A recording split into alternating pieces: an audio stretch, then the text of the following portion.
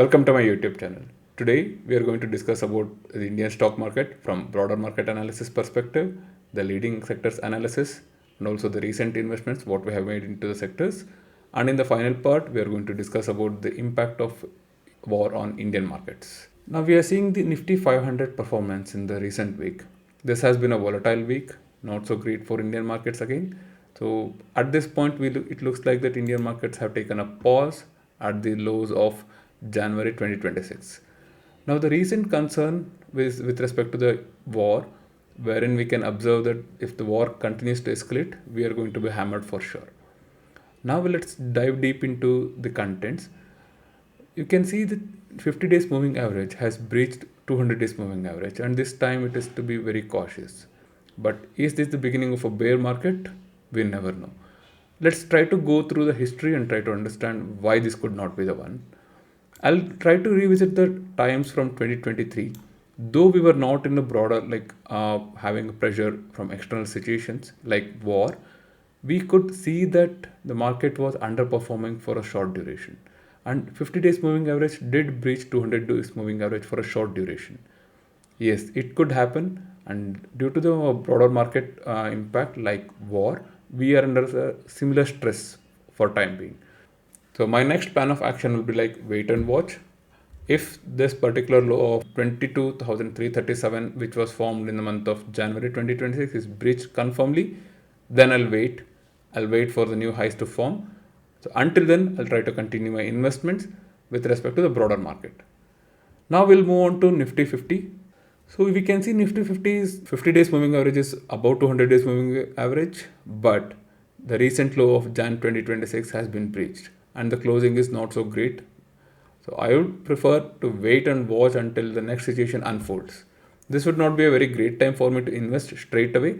I'll always wait for the right opportunities and see how the macroeconomic situation turns out. So basically, what would be the outcome of US-Iran war is what I'll be expecting for. Now we'll move on to the leading sector analysis with respect to Nifty metals. We can see that Nifty metals has taken a pause this week. That means there is no grave situation over here, and this particular sector continues to perform well. Now we'll try to analyze Nifty PSU Bank. It is definitely cause of concern at this point because the market has beaten down this sector clearly.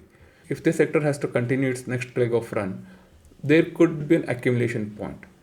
From my point of view, I would prefer to have it at 8,053, which was the previous high of the bull run. I would tend to accumulate more and will definitely wait for the outcome of the war for entire situation to materialize.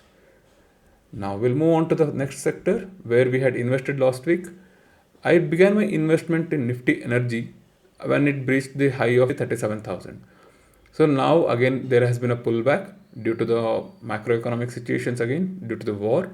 Now once this breaches the high, I'll try to continue my investments. For now, I have paused my entire investments into Nifty Energy.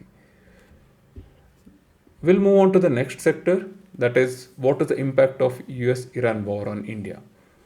So of late, especially on the previous trading session that is on Friday, US oil price skyrocketed by 15%. Trust me, this is not so great for Indian markets. Why? Because whenever oil prices tend to skyrocket, Indian markets are always under pressure. So what happens when the oil prices skyrocket? So there will be direct sell-off because Indian markets will not be able to hold as Indian entire GDP is dependent on oil, crude oil at this point. Now, what could be the impact altogether? What kind of sectors will be hit?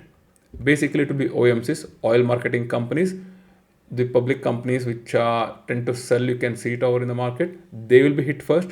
Next will be the aviation and the paint sector because the dependency of the entire sector on the crude oil is very high.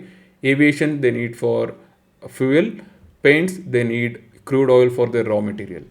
Now also along with this, it definitely will spike the inflation. Due to spike in inflation, the Indian rupee has hit a record low, crossing 92 rupees per US dollar.